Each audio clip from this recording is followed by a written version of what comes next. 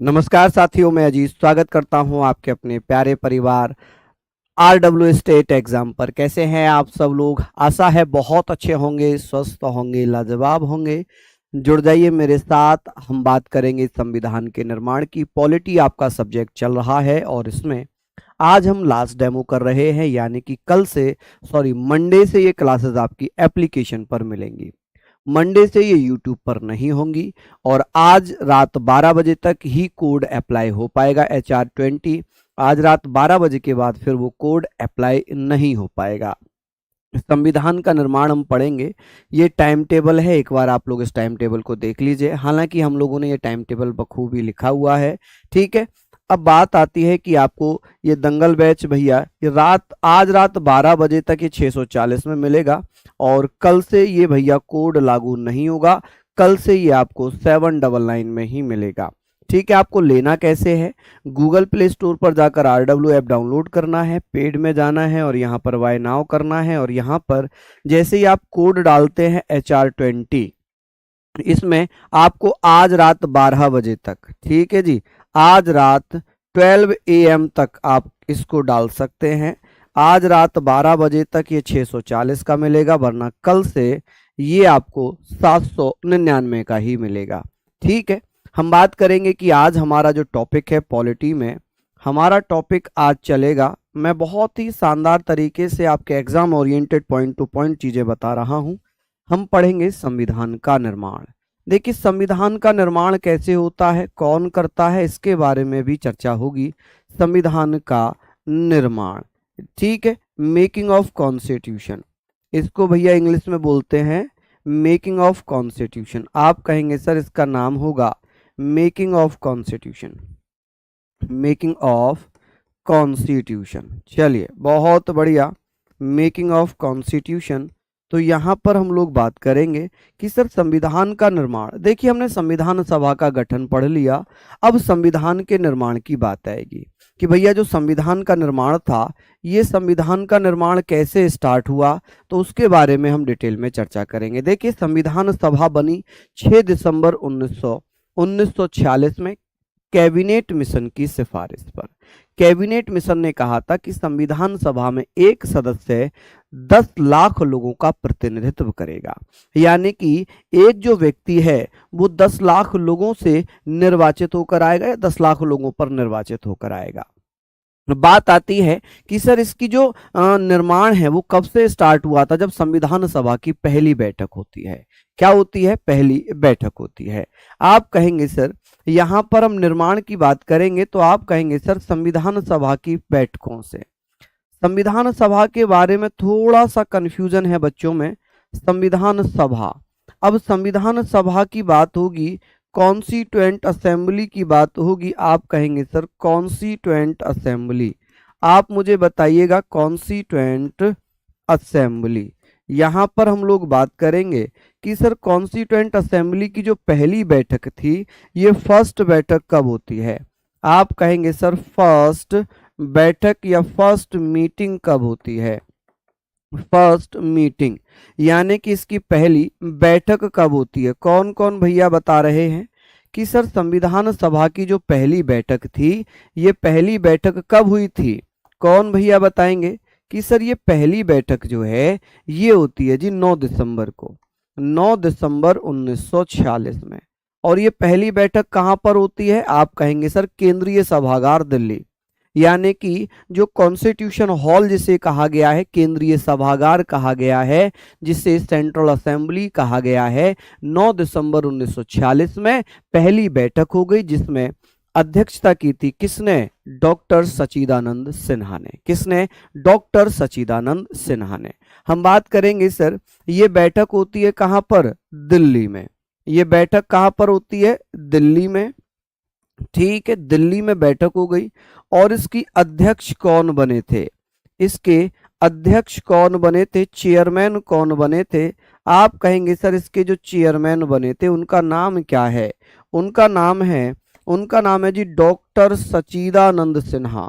क्या नाम है? डॉक्टर सच्चिदानंद सिन्हा। डॉक्टर सच्चिदानंद सिन्हा लिखना आप लोग, डॉक्टर सच्चिदानंद सिन्हा। जब ये अध्यक्ष बने तो आप कहेंगे सर ये जो थे ये अस्थाई अध्यक्ष बनाए गए थे। क्या बनाए गए थे? ये अस्थाई अध्यक्ष थे, एडॉक चेयरमैन थे। अस्थाई को बोलते हैं एडॉक चेयरमैन। कि सर इस समय जब ये बैठक हुई तो इस समय सबसे जो विवादित बिंदु है ना, सबसे ज्यादा विवादित बिंदु ये है कि जो पहली बैठक होती है इसमें कुल कितने सदस्यों ने हिस्सा लिया था। तो इसमें जो टोटल मेंबर्स शामिल हुए थे उनका कितने संख्या थी। आप कहेंगे सर यहाँ पर हम बात कर रहे हैं कि जो पहली बैठक थी उसमें कहीं 207, 208, 211, लेकिन हम पढ़ेंगे 211। ठीक है, वनडे एग्जाम में हम यहाँ पर बात करेंगे कि इसमें 211 पूछा जाता है। मेंबर्स कितने थे? आप कहेंगे सर इसमें मेंबर्स कितने शामिल हुए थे? तो 211 सदस्यों ने इसमें हिस्सा लिया था। जो पहली बैठक होती है इसमें कितने सदस्यों ने हिस्सा लिया था? आप कहेंगे सर इसमें हिस्सा लिया था, आप कहेंगे सर 211 सदस्यों ने। कितने? 211 सदस्यों ने। अब बहुत सारे बच्चे कहेंगे सर दूसरी बैठक कब होती है? तो मैं आपको बताना चाहूंगा संविधान सभा की 5 बैठकें लगातार हुई। 5 बैठकें लगातार हुई, यानी कि 9 में पहली, 10 में दूसरी, 11 में तीसरी। आप कहोगे अरे 11 में तीसरी, हमने तो दूसरी पढ़ी थी। बिल्कुल आपने सही पढ़ी होगी, बिल्कुल आपने सही पढ़ी होगी, लेकिन ध्यान रखना कि 5 बैठकें जो 13 तक थी वो लगातार हुई थी। 9, 10, 11, 12, 13 ये 5 बैठकें कॉन्टिन्यूसली हुई थी। तो आप कहेंगे सर फिर स्थायी अध्यक्ष कौन सी बैठक में बने थे? डॉक्टर राजेंद्र प्रसाद स्थायी अध्यक्ष कब बने थे? अच्छा, उपाध्यक्ष कौन थे? उपाध्यक्ष कौन बन गए थे? तो आप कहेंगे सर उपाध्यक्ष, संविधान सभा के उपाध्यक्ष कौन बने थे? संविधान सभा के उपाध्यक्ष यानी कि डिप्टी चेयरमैन कौन बने थे? आप कहेंगे सर डिप्टी चेयरमैन कौन बने थे? जल्दी से बताइएगा। आप कहेंगे संविधान सभा में जो डिप्टी चेयरमैन थे उनका नाम क्या है? उनका नाम था भैया, उनका नाम है H.C. मुखर्जी। क्या नाम है? H.C. मुखर्जी।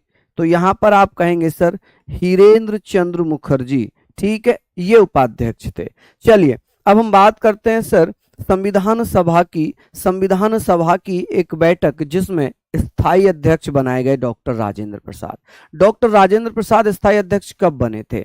यहां पर आप लोग सारी चीजों को लिख लें। अब बात आती है कि सर संविधान सभा की एक बैठक और होती है 11 दिसंबर 1946 में। 11 दिसंबर 1946 में बैठक हुई और इसकी अध्यक्षता किसने की थी? अध्यक्षता किसने की थी? यानी कि इसके अध्यक्ष कौन बन गए थे? इसके अध्यक्ष को मैंने चेयरमैन लिखा है अभी, तो आप समझ जाएंगे। इसके अध्यक्ष थे डॉक्टर राजेंद्र प्रसाद। कौन थे? राजेंद्र प्रसाद। आप कहेंगे सर राजेंद्र प्रसाद इसके अध्यक्ष बन गए थे और ये क्या बन गए थे जी? ये स्थायी अध्यक्ष बने थे। क्या बने थे? ये स्थायी अध्यक्ष बने थे। आप कहेंगे सर ये कौन थे? ये स्थायी अध्यक्ष थे। डॉक्टर राजेंद्र प्रसाद कौन बन गए थे? स्थायी अध्यक्ष बन गए थे। ये बैठक भी कहां पर होती है? दिल्ली में। कहां पर होती है? दिल्ली में ये बैठक होती है। अगर हम कहें कि सर यूपीएससी की दृष्टि से अगर मैं बात करूं तो ये तीसरी बैठक थी, लेकिन कभी कभी वनडे एग्जाम में से दूसरी बैठक कह दिया जाता है कि दूसरी बैठक होती है, हालांकि ये तीसरी बैठक है। ठीक है, ये कौन सी बैठक है? तीसरी बैठक है। अब यहां पर क्या हुआ? यहां पर संविधान सभा के जो संवैधानिक सलाहकार बनाए गए थे वो कौन थे? यहां पर संवैधानिक सलाहकार किसको बनाया गया था? कि संवैधानिक सलाहकार किसको बनाया गया था? आप कहेंगे सर कॉन्स्टिट्यूशनल एडवाइजर कौन थे? आप मुझे बता देंगे कॉन्स्टिट्यूशनल एडवाइजर किसको बनाया गया था? जल्दी से बताइए कॉन्स्टिट्यूशनल एडवाइजर कौन कौन जानते हैं? हालांकि हमने ये पढ़ा है कि सर कौन थे। आप कहेंगे वेनेगल नरसिंह राव। क्या नाम था उनका? BN राव। ठीक है जी, BN राव, जिन्हें हम बोलते हैं बेनेगल नरसिंह राव। बेनेगल नरसिंह राव, बेनेगल नरसिंह राव। ठीक है, बेनेगल नरसिंह राव। यहाँ पर हम लोग बात करेंगे बेनेगल नरसिंह राव, ठीक है, बी एन राव, संवैधानिक सलाहकार थे बी एन राव, बेनेगल नरसिंह राव। अब यहाँ पर ही क्या हुआ था, यहाँ पर ही क्या हुआ था, संविधान में यानी कि संविधान सभा के एक सचिव बने थे, secretary of the constituent assembly was, क्या नाम था उनका, आप बताएंगे, मैंने पढ़ाया भी है आप लोगों को। आप कहेंगे सर ये सारे पॉइंट हमने पढ़ लिए, सर ऑप्शन में 2 और सेकंड आए तो क्या होगा। बिक्की मैं आपको बताऊं ऐसे कभी भी प्रश्न नहीं पूछे जाते हैं, जो विवादित होते हैं वो कभी भी नहीं पूछे जाते। हाँ ये पूछा जा सकता है कि डॉक्टर राजेंद्र प्रसाद कब संविधान सभा के अध्यक्ष बने, स्थायी अध्यक्ष बने, आप कहेंगे 11 दिसंबर को, आप कहेंगे 11 दिसंबर को, ठीक है। नंबरिंग कभी नहीं पूछी जाएगी कि कौन सी बैठक में बने, कभी नहीं पूछा जाता है, वनडे एग्जाम में आज तक नहीं पूछा गया है और ना कभी पूछा जाएगा, ठीक है। मैंने आपसे कहा कि सर संविधान सभा के सचिव कौन बने थे, चलिए ये पॉइंट आपने लिख लिए होंगे, यहां तक ये सारी चीजें आप लोगों ने लिख ली होंगी, उम्मीद है आगे बात कर लेते हैं। यहां से हम थोड़ा सा आगे चलते हैं। आप कहोगे सर संविधान सभा के संवैधानिक सलाहकार तो हमें पता चल गया, संविधान सभा के सचिव कौन बने थे, सचिव जल्दी से बताइए भैया, सचिव कौन थे, सेक्रेटरी, आप कहेंगे सर सेक्रेटरी कौन बने थे, secretary of constituent assembly, constituent assembly, जल्दी से बताएं कि कॉन्स्टिट्यूएंट असेंबली के सचिव कौन बने थे। हालांकि आपने पढ़ा भी है और हम लोग यहां पर बात कर लेते हैं, सर उनका नाम क्या था, HBR, आप कहेंगे सर HBR आयंगर, क्या नाम था, आयंगर, ठीक है, HBR आयंगर, आयंगर, ठीक है जी, HBR आयंगर, ये कौन थे, ये भैया सचिव बन गए थे। अब यहां पर बात करेंगे संविधान सभा के दूसरे उपाध्यक्ष कौन थे, दूसरे उपाध्यक्ष कौन बने थे, दूसरे उपाध्यक्ष डिप्टी चेयरमैन कौन थे, डिप्टी चेयरमैन की बात हो रही है, आप कहेंगे डिप्टी चेयरमैन, क्या नाम था जी उनका, आप कहेंगे sir BT Krishnamachari, BT TT नहीं कृष्णमाचारी, ठीक है जी, कौन, कृष्णमाचारी। ये कुछ फैक्ट हैं, संविधान सभा के प्रथम मनोनीत उपाध्यक्ष कौन थे, मनोनीत उपाध्यक्ष कौन थे, चलिए बताइए, प्रथम मनोनीत उपाध्यक्ष यानी कि फर्स्ट नॉमिनेटेड चेयरमैन कौन थे, आप बताएंगे सर फर्स्ट नॉमिनेटेड चेयरमैन कौन थे, जल्दी जल्दी से बता दीजिए, चेयरमैन, तो आप लोगों का आंसर यहां पर आ जाएगा। आप कहेंगे सर कौन थे, तो आप कहेंगे सर फ्रैंक एंथनी, आप कहेंगे सर फ्रैंक एंथनी, ठीक है जी, Frank Anthony was the first nominated deputy chairman of the constituent assembly.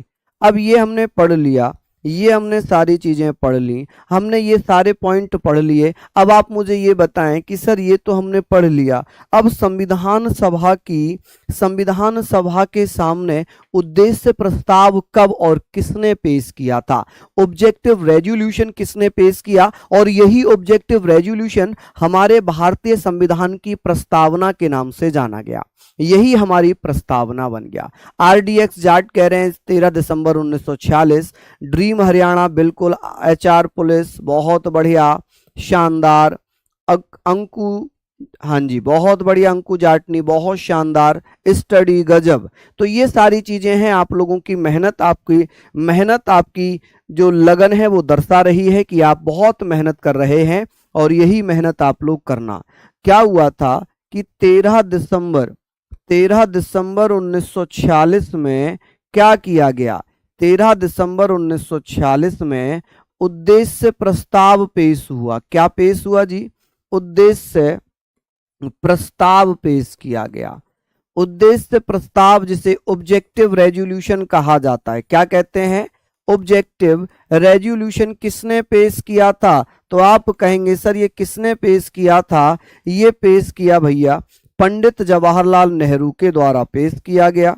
किसके द्वारा? आप मुझे बता देंगे कि भैया ये किसने? तो पंडित जवाहरलाल नेहरू, पंडित जवाहरलाल नेहरू, पंडित जवाहरलाल नेहरू द्वारा इसको क्या किया गया है? पंडित जवाहरलाल नेहरू द्वारा पेश किया गया। ठीक है जी, पेश किया गया।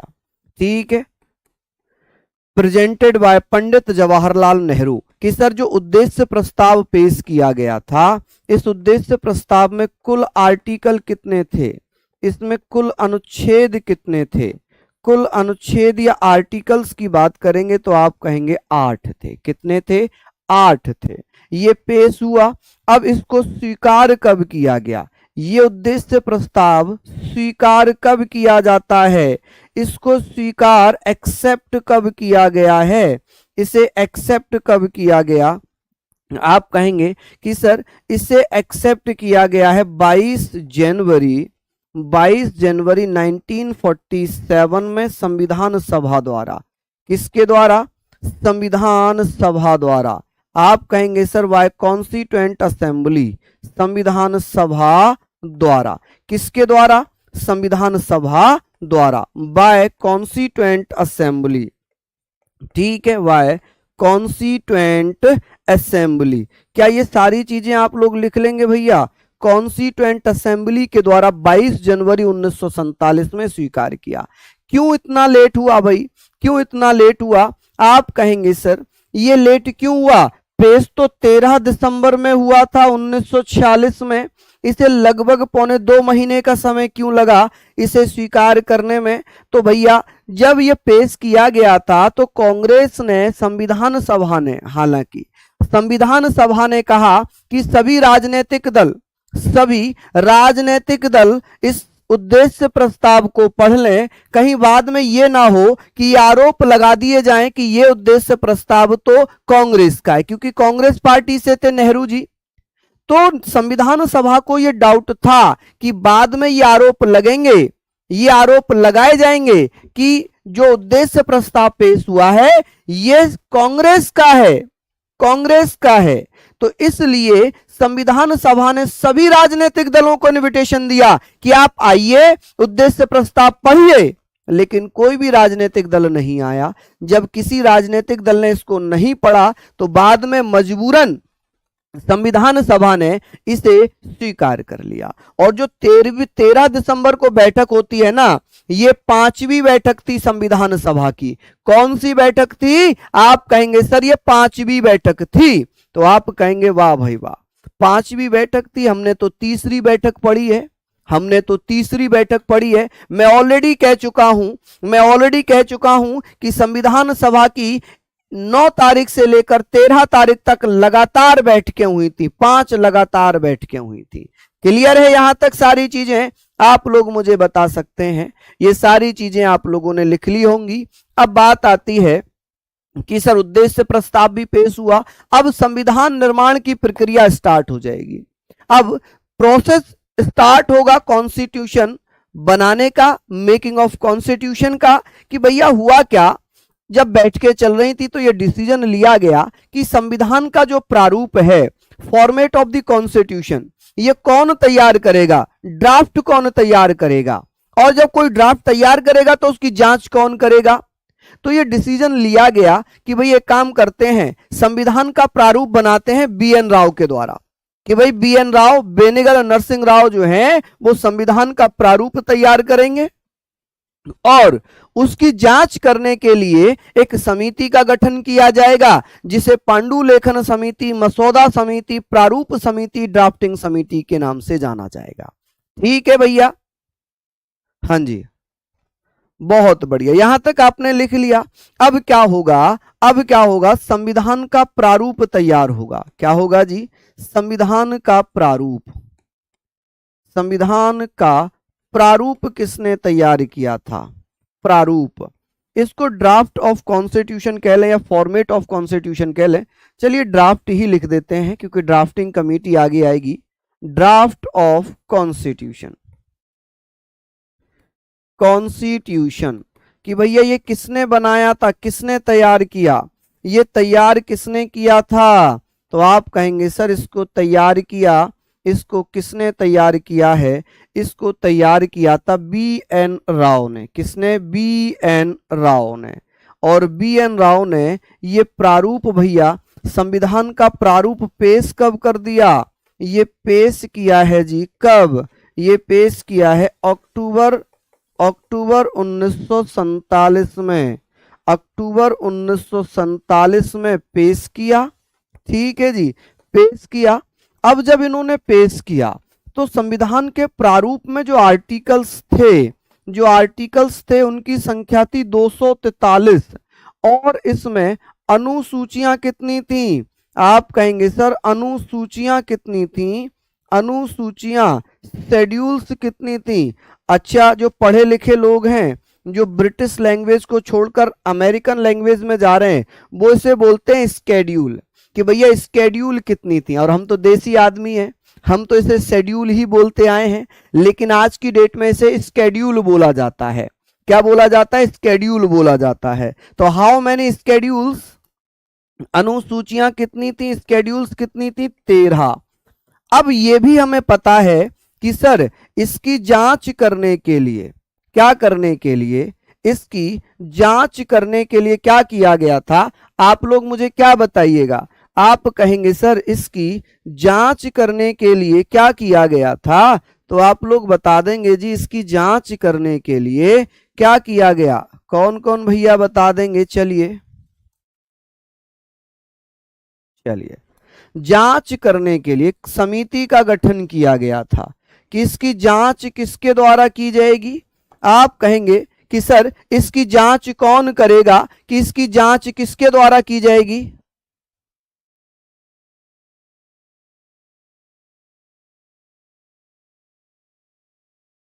चलिए, इसकी जांच कौन करेगा, तो आप कहेंगे सर इसकी जांच किसके द्वारा की जाएगी, तो आप बता देंगे सर इसकी जांच किसके द्वारा की जाएगी? प्रारूप समिति के द्वारा।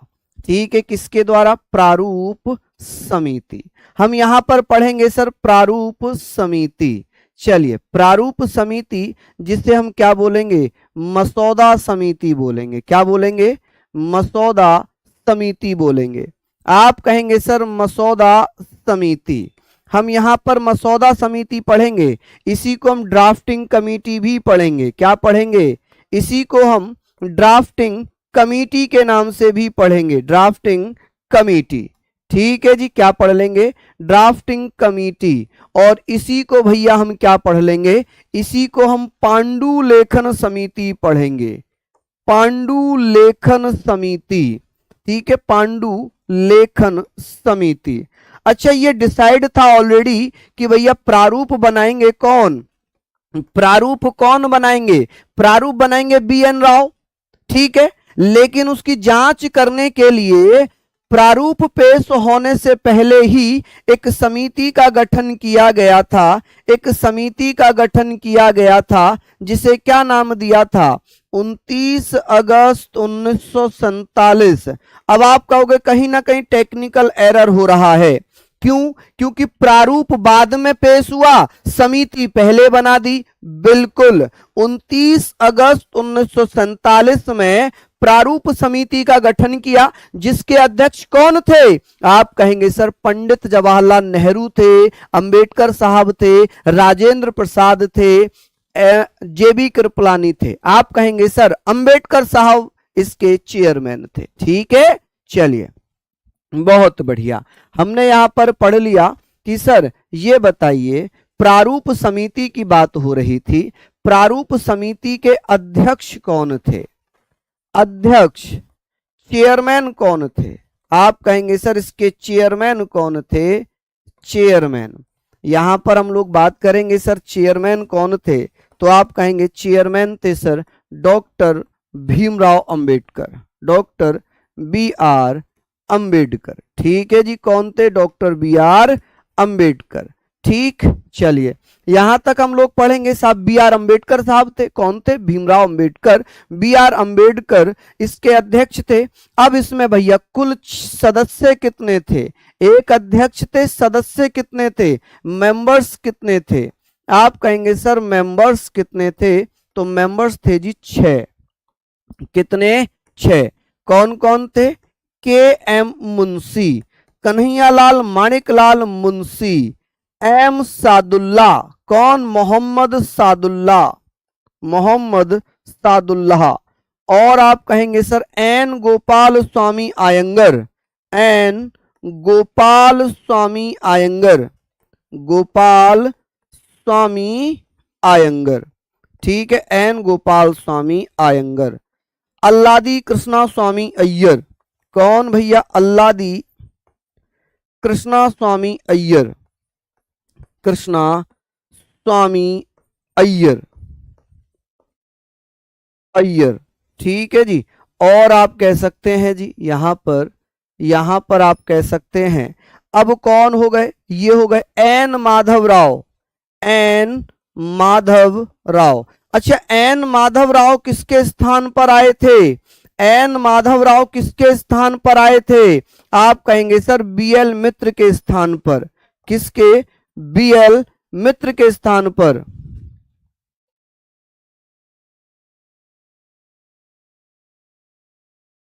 चलिए बहुत बढ़िया, शानदार, लाजवाब। तो यहां पर हम लोग बात करते हैं बी एल मित्र, कौन? बी एल मित्र के स्थान पर। बी एल मित्र क्या था? आप कहेंगे सर बी एल मित्र के स्थान पर। यहां हम पढ़ रहे हैं कि सर बी एल मित्र ये बीमार हो गए, इन्होंने त्यागपत्र दे दिया। इन्होंने क्या किया? त्यागपत्र दे दिया। और जब बी एल मित्र ने त्यागपत्र दिया तो भैया क्या हुआ? इनके स्थान पर एन माधव राव, टीटी कृष्णमाचारी, ये टीटी कृष्णमाचारी हैं, ठीक है, टीटी कृष्णमाचारी, ये डीपी खैतान के स्थान पर। डीपी खैतान की मृत्यु हो गई, डीपी खैतान, डीपी खैतान, आप कहेंगे सर डीपी खैतान के स्थान पर।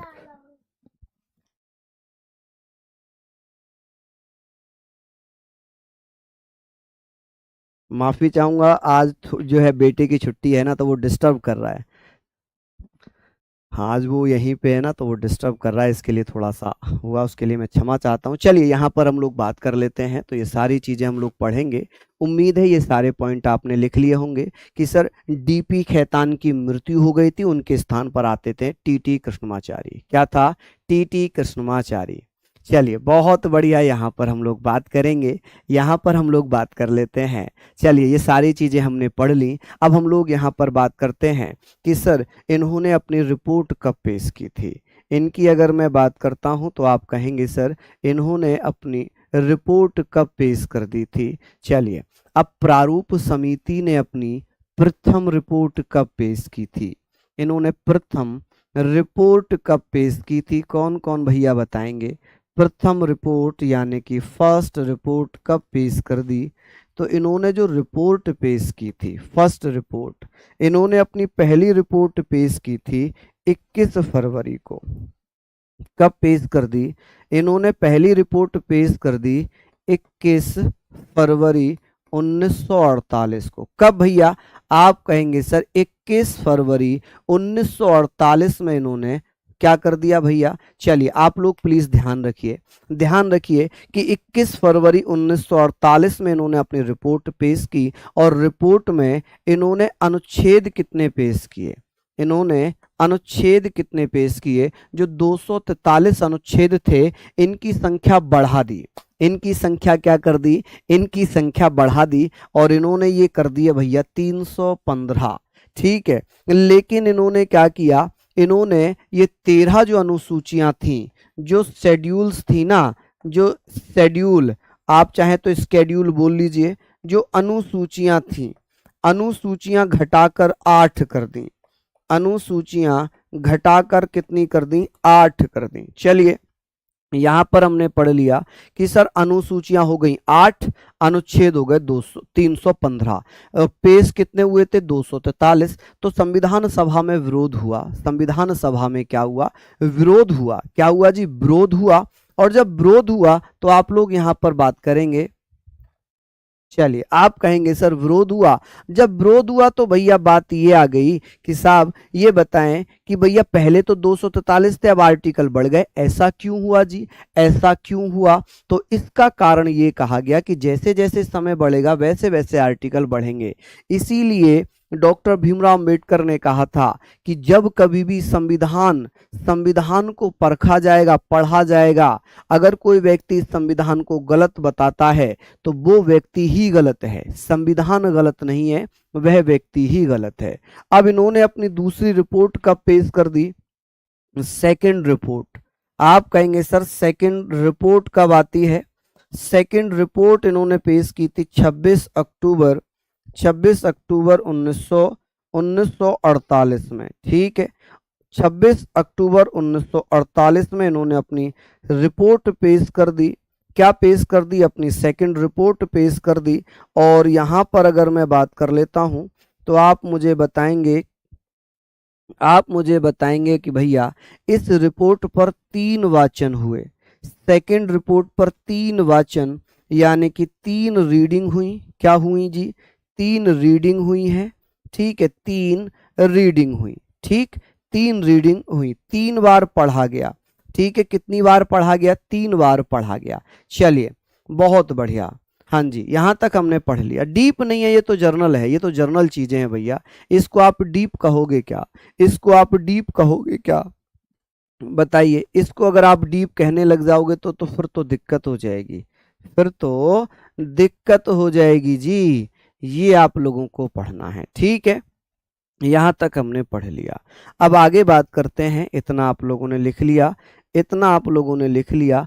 अब बात आती है सर ये सारी चीजें जब हमने पढ़ ली तो आगे चलते हैं। अब क्या हुआ जी, अब क्या हुआ कि संविधान बनकर तैयार हुआ। संविधान को कब स्वीकार किया गया, संविधान स्वीकार कब किया गया, स्वीकार कह लें, स्वीकार कह लें, एडॉप्ट कह लें, स्वीकार कह लें, या इसको एडॉप्टेड, कि कब एडॉप्टेड किया गया है, इसे अंगीकृत कब किया गया, तीनों ही एक ही नाम है। स्वीकार कब किया, अंगीकृत कब किया, एडॉप्ट कब किया। तो संविधान स्वीकार किया गया था भैया, फाइनली जब संविधान स्वीकार किया गया या तैयार हुआ, तैयार हुआ या बना, ठीक है। ये बहुत सारे शब्दावली आप लोगों से पूछी जा सकती हैं। तो ये बनकर तैयार हुआ 26 नवंबर 1949 में, 26 नवंबर 1949 में बनकर तैयार हुआ। और इस समय कुल अनुच्छेद कितने थे, कुल अनुच्छेद कितने थे जब ये संविधान फाइनली बना, तो इसमें टोटल जो आर्टिकल्स थे उनकी संख्या थी भैया कितनी, 395, ठीक है, कितनी, 395। और टोटल भाग कितने थे, भाग, पार्ट्स कितने थे, आप कहेंगे सर पार्ट्स थे 22। और भैया शेड्यूल कितनी थी, शेड्यूल यानी कि अनुसूचियां कितनी थी, आप कहेंगे सर अनुसूचियां थी 8, कितनी थी, 8। चलिए अगर मैं बात करूं कि सर वर्तमान में क्या स्थिति है, अगर मैं यहां पर बात करूं कि सर वर्तमान स्थिति क्या होगी, चलिए बता दीजिए कि सर वर्तमान स्थिति क्या है। देखिए वर्तमान में अनुच्छेदों की संख्या बढ़कर कितनी हो गई है, 470, भाग हो गए जी 25, और अनुसूचियां कितनी हो गई हैं जी, अनुसूचियां हो गई हैं 12। ये जो है ये वर्तमान स्थिति है, ये क्या है जी, ये वर्तमान स्थिति है भारतीय संविधान की। चलिए अब हमने ये बात करनी है कि सर यहाँ तक हमने पढ़ लिया कि 26 नवंबर को हमारा संविधान अंगीकृत हुआ और स्वीकार किया गया है, ठीक है। हमारा संविधान लागू कब हुआ, हमारा संविधान लागू कब हुआ, इम्प्लीमेंट कब किया गया, तो आप कहेंगे सर 26 जनवरी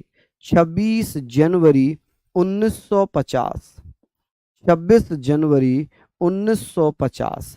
देखिए संविधान लागू हुआ 26 जनवरी 1950 में। अब आप लोग मुझे बताओ कि सर ऐसा क्यों हुआ, इतना टाइम क्यों लगाया हमने? संविधान तो हमारा यहीं पर बनकर तैयार हुआ था, संविधान सभा ने स्वीकार भी कर लिया था। तो यहाँ पर हमने बात कर ली कि सर ये लागू हुआ है 26 जनवरी 1950 में। कारण क्या है, कारण बता सकते हैं? आप कहेंगे सर कारण ये है कि 26 जनवरी 1930 में 26 जनवरी 1930 में भारत में पहला पूर्ण स्वराज मनाया गया था। और यही कारण है कि पूर्ण स्वराज का महत्व कम ना हो, इस कारण 26 जनवरी 1950 को ही भारत का संविधान लागू किया। बहुत बढ़िया ड्रीम हरियाणा, बहुत गजब का आंसर दिया आपने। चलिए ये हमने पढ़ लिया। अब हम बात करेंगे कि सर संविधान सभा बनाने में बैठकें कितनी हुई, टोटल बैठकें कितनी हुई? बैठकें आप कहेंगे कुल बैठकें होती हैं 105, और ये 105 बैठकें 165 दिन तक चली थी। कितने दिन तक चली थी? 165 दिनों तक चली, दिनों तक हुई। कि भैया कोई कोई बैठक ऐसी थी जो 2 या 3 दिन तक हुई होगी, ठीक है, इसीलिए ये 165 दिन तक चली। कहीं कहीं ये 166 दिन भी दिया हुआ है, लेकिन कुछ किताबों में इसे 165 बैठक बता रखा है, जो कि बैठक नहीं है। अधिवेशन कितने हुए थे? कुल अधिवेशन की अगर बात होगी तो आप कहेंगे सर अधिवेशन, अधिवेशन या सेशन कितने हुए थे? आप कहेंगे सर सेशंस होते हैं 11 + 1, 11 बैठक सेशन थे। लेकिन जो अंतिम बैठक थी ना, अंतिम बैठक को भी क्या मान लिया गया था? अधिवेशन। तो ये आप कह सकते हैं 12 अधिवेशन हुए। जो अंतिम अधिवेशन है ये होता है 24 जनवरी 1950 में, ठीक है। इसे हम क्या पढ़ते हैं? आप कहेंगे सर इसे हम अंतिम बैठक के रूप में जानते हैं, लास्ट बैठक के रूप में जानते हैं। किसके रूप में? अंतिम बैठक, लास्ट बैठक के रूप में जानते हैं। कि सर अंतिम बैठक कब होती है? आप कहेंगे सर 24 जनवरी 1950 में अंतिम बैठक हो जाती है। क्या हो जाती है जी? अंतिम बैठक हो जाती है, ठीक है। चलिए यहां पर हम लोग लिख ही रहे हैं, इसको आप लोग पढ़िएगा कि सर अंतिम बैठक हो गई। अब इस समय क्या किया गया? डॉक्टर राजेंद्र प्रसाद राष्ट्रपति चुने गए, ठीक है। डॉक्टर राजेंद्र प्रसाद को क्या बना दिया गया? राजेंद्र प्रसाद क्या बने? भारत के राष्ट्रपति चुने गए। क्या चुने गए? राष्ट्रपति चुने गए, ठीक है जी, चुने गए, बिना इलेक्शन के राष्ट्रपति चुने गए, ठीक है। और इसी तारीख को राष्ट्रगान राष्ट्रगान राष्ट्रगान जन गण मन को स्वीकार किया गया। जन गण मन, जन गण मन, ये क्या बना दिया गया? राष्ट्रगान। राष्ट्रगान जन गण मन स्वीकार किया गया, ठीक है जी, स्वीकार किया। और भैया इसी तारीख को राष्ट्रगीत, राष्ट्रगीत आप कहेंगे सर राष्ट्रगीत कौन सा बना था जी? राष्ट्रीय गीत कह लें, राष्ट्रगीत कह लें। आप कहेंगे सर राष्ट्रीय गीत कौन सा बना था? राष्ट्रीय गीत कह लें, राष्ट्रगीत कह लें, एक ही बात हो जाएगी, ठीक है। राष्ट्रगीत या राष्ट्रीय गीत कौन सा बना था? कौन कौन भैया बताएंगे? आप कहेंगे सर वंदे मातरम। कौन सा? वंदे मातरम, वंदे मातरम, वंदे मातरम सुजलाम सुफलाम जलस्य शीतलाम। इसके लेखक कौन है? बंकिम चंद्र चटर्जी। किसने लिखा है? बंकिम चंद्र चटर्जी ने, बंकिम चंद्र चटर्जी, ठीक है जी। आप कहेंगे सर बंकिम चंद्र चटर्जी। यहां पर आप लोग लिख लेना कि सर चटर्जी, ठीक है, चटर्जी। यहां पर हम लोग लिखेंगे रविंद्रनाथ टैगोर। ये किसने लिखा था? रविंद्रनाथ टैगोर, ठीक है, रविंद्रनाथ टैगोर। ये आप लोग फैक्ट लिख चुके होंगे। अब बात ये आ गई कि सर संविधान पर हस्ताक्षर कब हुए? आप कहेंगे सर इसी तारीख को क्या किया गया है? इसी तारीख को क्या किया गया कि 24 जनवरी को, कब? 24 जनवरी को भारतीय संविधान पर हस्ताक्षर हुए। और हस्ताक्षर कितने लोगों ने किए हैं? आप कहेंगे सर 24 जनवरी को क्या किया गया? संविधान पर हस्ताक्षर हुए। किस पर? संविधान पर हस्ताक्षर, सिग्नेचर, आप कहेंगे सर हस्ताक्षर, यानी कि सिग्नेचर कितने लोगों ने किए थे? जल्दी जल्दी से बताइए जी, सिग्नेचर कितने लोगों ने किए थे? कौन कौन भैया बताएंगे सिग्नेचर? चलिए, आप कहेंगे सिग्नेचर्स कितने लोगों ने किए थे? सिग्नेचर किए थे 284 लोगों ने, 284 लोगों ने हस्ताक्षर किए। अच्छा, इस पर प्रथम हस्ताक्षर किसका है? प्रथम हस्ताक्षर किसका है? आप कहेंगे सर अब यहां पर विवाद है, हम लिखेंगे डॉक्टर राजेंद्र प्रसाद। कौन? डॉक्टर राजेंद्र प्रसाद। लेकिन भैया आप ये ध्यान रखना कि राजेंद्र प्रसाद ने पहला हस्ताक्षर नहीं किया था। पहला हस्ताक्षर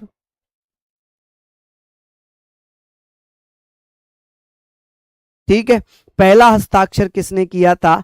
तो आप कहेंगे सर डॉक्टर राजेंद्र प्रसाद ने। लेकिन वास्तविक हस्ताक्षर हुए थे पंडित जवाहरलाल नेहरू के और मास्टर बलवंत सिंह के। तो मास्टर बलवंत सिंह और नेहरू जी ने पहले हस्ताक्षर कर दिए थे। तीसरे नंबर पर किए थे किसने? तीसरे नंबर पर हस्ताक्षर किसने किए थे? तो राजेंद्र प्रसाद ने। लेकिन जब ये डिसाइड हुआ कि भाई अध्यक्ष राजेंद्र प्रसाद हैं, चलिए बहुत बढ़िया, यहां पर हम लोग बात कर रहे हैं सारी चीजों को लेकर, सारी चीजों को लेकर हम लोग यहां पर बात कर रहे हैं।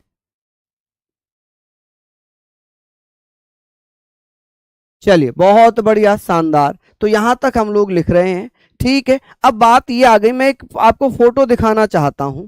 ये यहां पर हम फोटो दिखाना चाहता हूं, इसको आप लोग देखिएगा। इस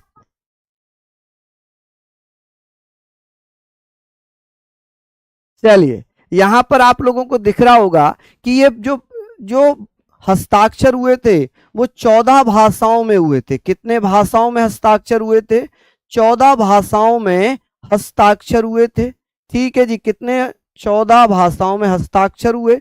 अब यहां पर ये जवाहरलाल नेहरू के पहले हस्ताक्षर, मास्टर बलवंत सिंह के हस्ताक्षर। लेकिन ये जो हस्ताक्षर हैं यहां पर अगर मैं बात करूं आप लोगों से कि ये राजेंद्र प्रसाद के हस्ताक्षर हैं। किसके? राजेंद्र प्रसाद के ये हस्ताक्षर हैं। उन्होंने ये तिरछे हस्ताक्षर किए थे। क्यों? क्योंकि जगह ही नहीं बची थी, जगह ही नहीं बची थी। तो इनके हस्ताक्षर कैसे थे? तिरछे हस्ताक्षर थे। ठीक है, तिरछे हस्ताक्षर थे। तो ये इसीलिए आप लोग यहां पर लिखेंगे। अच्छा, इसमें इसमें भैया पुरुष और महिलाओं की आप बताइए सर, पुरुष कितने थे जिन्होंने हस्ताक्षर किए थे? पुरुष यानी कि मेल कितने थे? आप कहेंगे सर मेल कितने थे जिन्होंने हस्ताक्षर किए थे? अब बात आती है कि सर ये आप बता सकते हैं कि सर 273। आप कहेंगे सर मेल कितने थे? 273 मेल थे। ठीक है जी। अब यहां पर बात करते हैं सर फीमेल कितनी थी, महिलाएं कितनी थी? कितनी महिलाओं ने हस्ताक्षर किए थे? महिलाओं ने, आप कहेंगे सर महिलाओं ने हस्ताक्षर किए थे 11, 11 महिलाओं ने। तो 11 ये कुल मिलाकर 284 हो जाएंगे। लेकिन अगर मैं बात करूं ऑप्शन में, ऑप्शन के अकॉर्डिंग, इन महिलाओं के ऑप्शन के अकॉर्डिंग 11 ना दिया हो तब 8 दिया होगा, 8 पर टिक कर देना। ठीक है, 11 फीमेल थी। लेकिन कभी कभी वनडे एग्जाम में 8 महिलाएं पूछा जाता है, 8 महिलाएं पूछ लेता है, तो आप 8 पर टिक कर देना। ठीक है,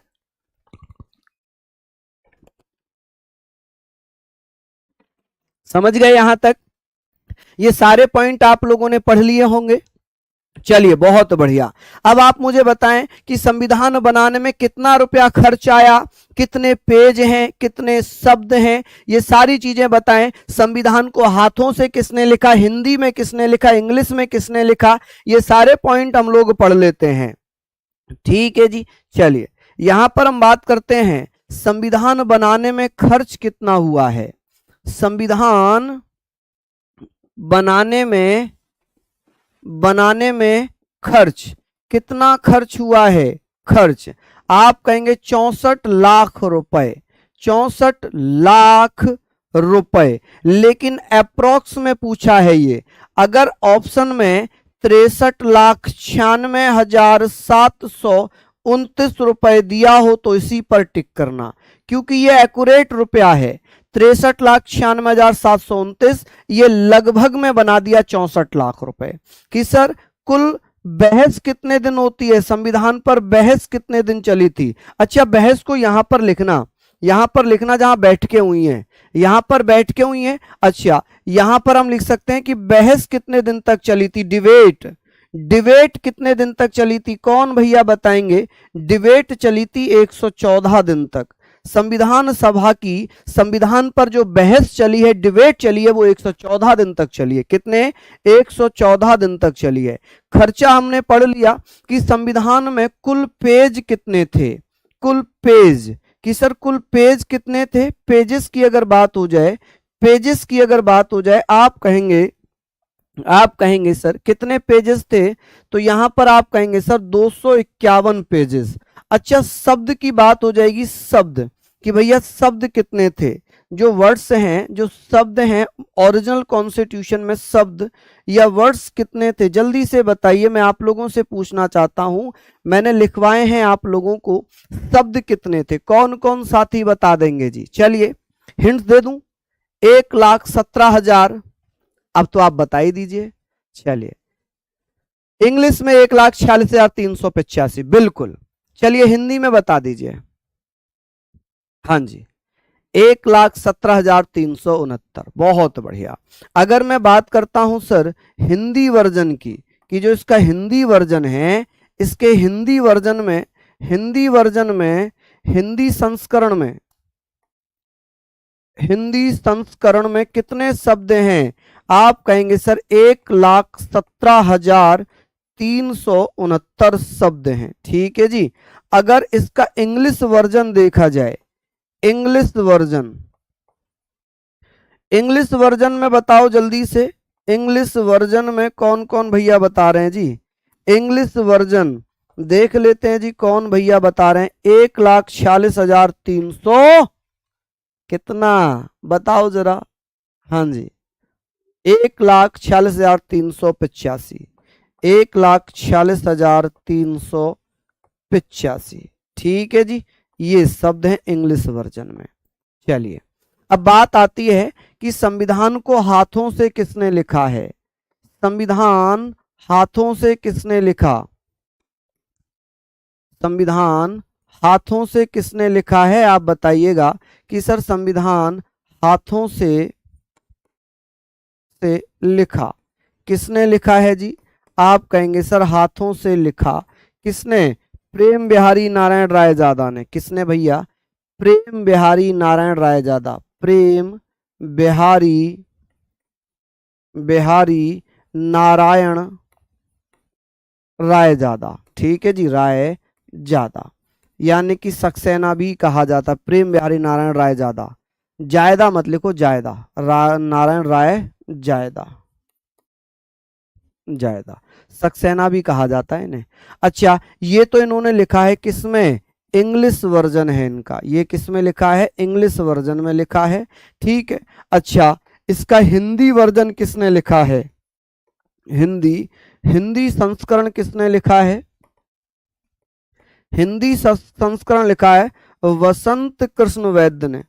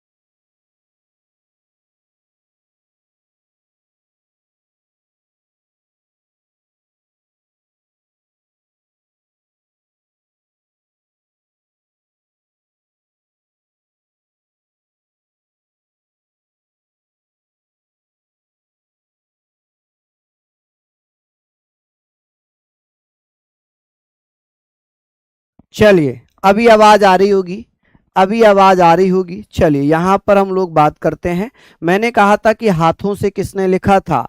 प्रेम बिहारी नारायण रायजादा ने, हिंदी संस्करण वसंत कृष्ण वैद्य ने, और सजावट शांति निकेतन के कलाकारों जिसमें नंदलाल बोस हो गए एवं एवं राम मनोहर सिन्हा हो गए, राम मनोहर सिन्हा। ठीक है जी, इनके द्वारा। अच्छा, शांति निकेतन की स्थापना किसने की थी? शांति निकेतन की स्थापना किसने की है? एस्टेब्लिशमेंट किसने किया है? आप क्या बता देंगे? आप कहेंगे सर ये किसने? रविंद्रनाथ टैगोर ने। किसने? रविंद्रनाथ टैगोर, रविंद्रनाथ टैगोर ने। अच्छा, शांति निकेतन को यूनेस्को ने विश्व धरोहर सूची में कब शामिल किया? यूनेस्को, जल्दी जल्दी से बताइए। यूनेस्को ने 2023 में 41वां, भारत का ये 41वां विश्व धरोहर स्थल बना है। क्या बना है जी? भारत का 41वां विश्व धरोहर स्थल बना है। ठीक है, विश्व धरोहर स्थल बनाया है। ठीक है जी, तो ये सारे पॉइंट हो गए, आप लोगों के यहाँ पर लिख लीजिएगा। ठीक है, ये सारे पॉइंट थे, इंपॉर्टेंट पॉइंट थे, और इसको मैंने डिटेल में सारी चीजें करा दी हैं। ठीक है, समितियां भी रह गई हैं। ठीक है, समितियां भी हम लोग यहाँ पर पढ़ लेंगे। हालांकि ये समितियां हैं संविधान सभा की। संघ शक्ति समिति के अध्यक्ष थे जवाहरलाल नेहरू, संघ संविधान समिति के अध्यक्ष थे जवाहरलाल नेहरू, राज्यों के लिए समिति के अध्यक्ष थे जवाहरलाल नेहरू, राज्य तथा रियासतों से परामर्श समिति के अध्यक्ष थे वल्लभ भाई पटेल। ठीक है, इनका एक स्क्रीनशॉट लेना, ये आपको मिल जाएंगी। ठीक है जी, चलिए, हालांकि ये तो आपको मिलेंगी ही, और ये भी आपको, जैसे मौलिक अधिकार अल्पसंख्यक समिति के अध्यक्ष कौन थे? पटेल साहब थे। प्रांतीय, कल भी पढ़ाऊंगा मैं, प्रांतीय संविधान समिति के वल्लभ भाई पटेल, मौलिक अधिकारों पर उप समिति के जेबी कृपलानी, झंडा समिति के डॉक्टर राजेंद्र प्रसाद, प्रक्रिया नियम समिति के राजेंद्र प्रसाद थे। ठीक है, ये मैं आपको कल भी पढ़ाऊंगा, तो इसको आप चाहें तो स्क्रीनशॉट ले लें, वरना पीडीएफ में तो ये मिलेंगी। नियम समिति के कौन थे भैया? डॉक्टर राजेंद्र प्रसाद, सर्वोच्च न्यायालय से एस वर्धाचार्य, ये मैंने एक्स्ट्रा लिखवा दिए। संविधान समीक्षा आयोग MN वेंकटचलैया, प्रारूप समिति भीमराव अम्बेडकर। ठीक है, तो आप लोग इनको लिख लेना। हालांकि कल मैं इसको पढ़ाऊंगा, कल नहीं, मंडे में अब हम बात करेंगे, मंडे में। ठीक है, चलिए, बिल्कुल ओसो ज्ञान जी, बिल्कुल पढ़ाया जाएगा माय डियर। चलिए, तो बहुत बहुत धन्यवाद, नमस्कार, जय हिंद, जय भारत।